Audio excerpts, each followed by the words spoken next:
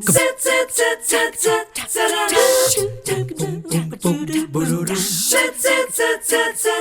morning. Always nice to see you join us for 3+U as we begin yet another week here on the show. Hope your day is off to a good start. We're kind of having some fun laughter on the show as we begin things for you this morning. Dr. Tiffany Ahlberg kicks it off with us. She is here with two of her new friends and their audiology residents, traveling in from Michigan. Is that right? That's Dana Nataro on the end.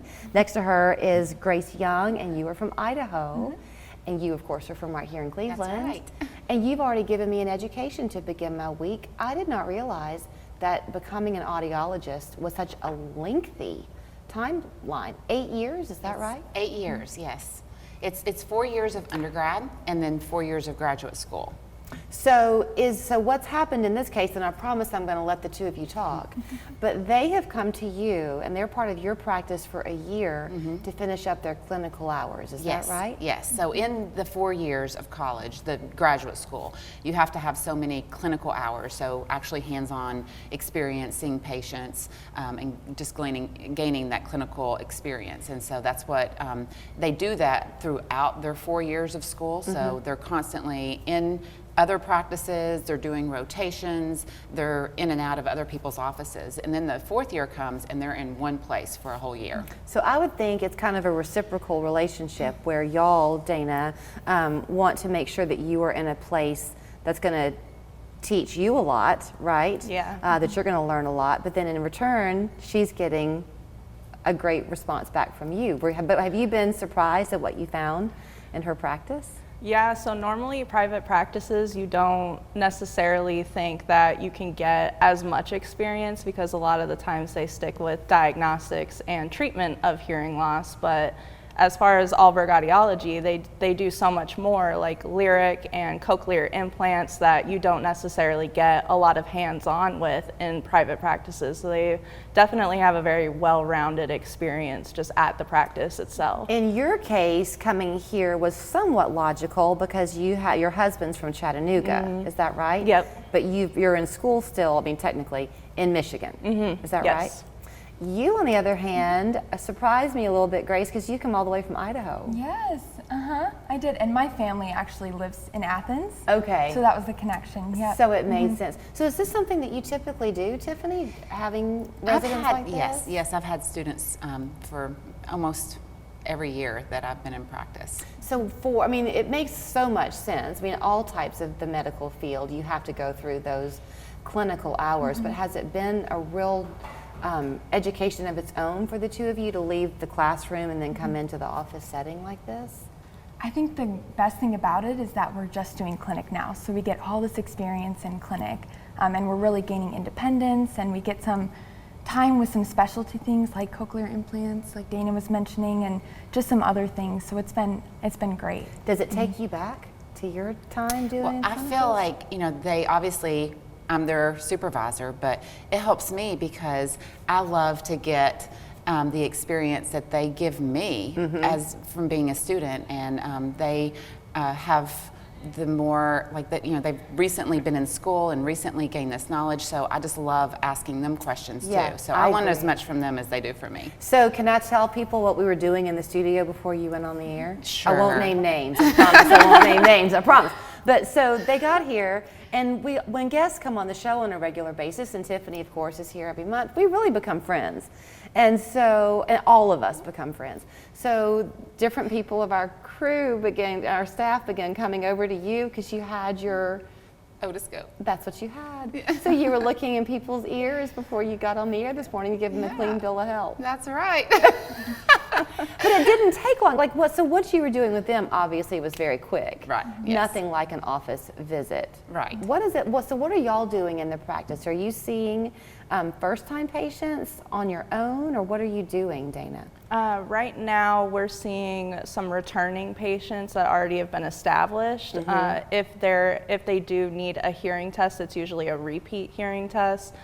We are going to start branching into seeing new patients, but right now we're trying to get just used to the clinic itself, how it runs, and how billing and all of that stuff works before we go off into getting new patients in. Right.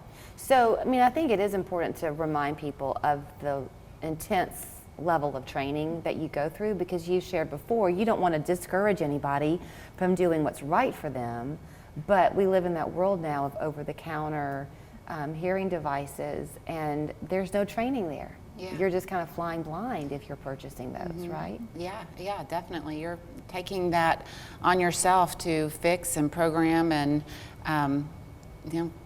all of the things. I mean, if you spent a day in our practice, you would see how much care, continual care it takes to keep things working right. You have little computers in your ears that are exposed to earwax, that are exposed to sweat, that are exposed to, just your everyday life. And so that affects how they work sometimes. And we maintain those for people. Well, okay, so that's still taking back to what you were saying about her practice, private practice being a little bit unique from what I heard you say, with all the different things that she's able to provide.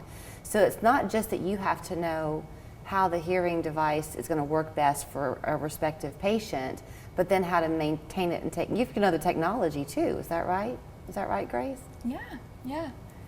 And you have to know how adjustments affect a person's hearing and what's going to be best for them. So there's a lot that goes into programming a hearing aid. So how long have you been with her?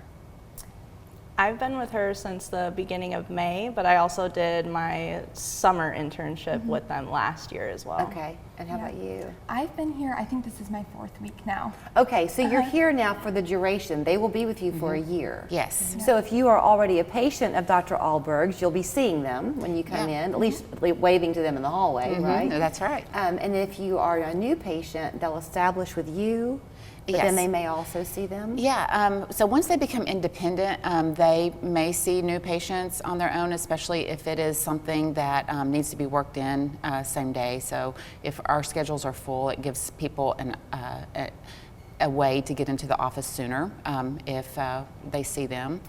You know, we live in a time now where I think people are kind of scratching their heads sometimes on what they want to do with their lives, and careers are shifting all of the time. So for anybody who might be considering this line of work, what brought you into it? Yeah, so I think the reason that I love audiology so much is just learning how important your hearing is to communication if you are using spoken language, and you really get to walk through a patient's hearing journey with them, and it's just a really amazing thing. I think the relationships that you build with your patients is great, and just being able to kind of open that world of communication again for people. Same for you?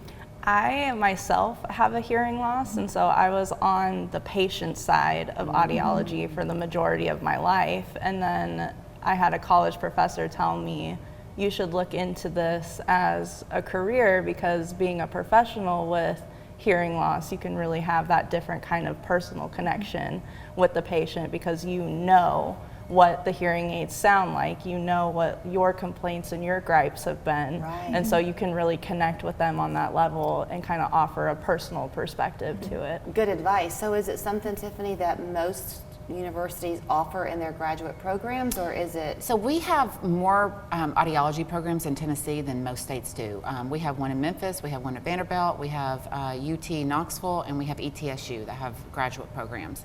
Okay. Most of the states usually have just one or two. Okay, well, aren't we lucky to have so many? We are. All right, so if you want to get in touch with Dr. Ahlberg, you will find her in Cleveland on North Ocoee Street, and when you head up there, you can know that her reputation goes all the way out to the West Coast and the Midwest, and people know about the really uniqueness of her practice. The phone number is 641-0956, ahlbergaudiology.com, and then when you are in the office, make sure you say hey to Grace and to Dana. Thank you both. Thank you. Y'all have fun in Tennessee while you're here for the year. They will. So we have fun. It was kind of a girls' start to the show, but we tell this dad joke. I'm looking at them, but while we have a dad joke of the week that we tell every Monday on the show. So here's our corny friend Jason Wright. We love him, telling you your dad joke of the week. Your dad joke of the week, brought to you by West Yellow Knife Trading Post.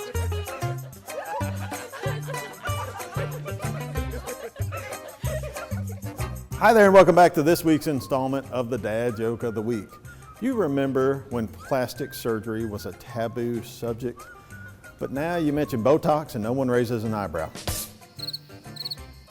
You know, my wife left me because I'm too insecure.